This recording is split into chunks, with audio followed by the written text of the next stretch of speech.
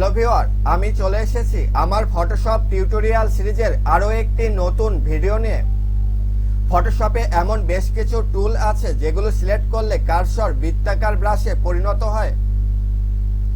যেমন এখন আমি ইরেজার টুল সিলেক্ট করব। ভিউয়ার, দেখতে পাচ্ছেন কার্সর বৃত্তাকার ব্রাশে পরিণত হয়েছে। কিবোর্ডে ক্লোজিং থার্ড ব্র্যাকেটে প্রেস করে ব্রাশের সাইজ বাড়াবো।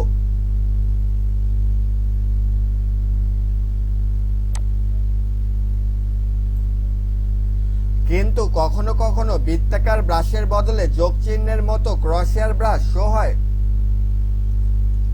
এর ফলে ব্রাশের সাইজ বুঝতে সমস্যা হয়।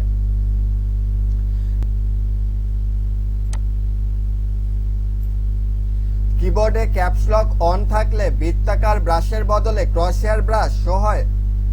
ক্যাপস লক অফ করে দিলে পুনরায় বৃত্তাকার ব্রাশ শো হয়। আবার ব্রাশের সাইজ অনেক ছোট হলে শুধুমাত্র ক্রসহেয়ার ব্রাশ শো হয়।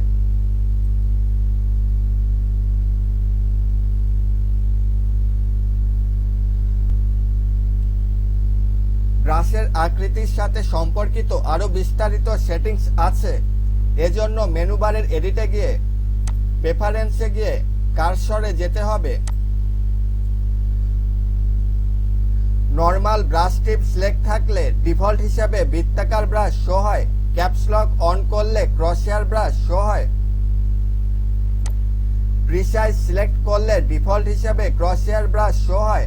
ক্যাপস লক অন করলে বৃত্তাকার ব্রাশ শো হয়।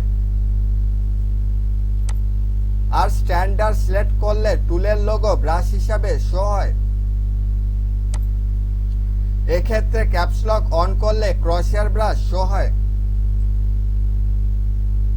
ভিউয়ার, আজকের ভিডিও এখানেই শেষ করব। ভিডিওটি ভালো লাগলে চ্যানেলটি সাবস্ক্রাইব করুন, ভিডিওটিতে একটি লাইক দিন এবং আপনার বন্ধুদের সাথে ভিডিওটি শেয়ার করুন। আমার ফটোশপ টিউটোরিয়াল সিরিজের অন্যান্য ভিডিওগুলো এই ভিডিওর ডেসক্রিপশনে পেয়ে যাবেন। ধন্যবাদ।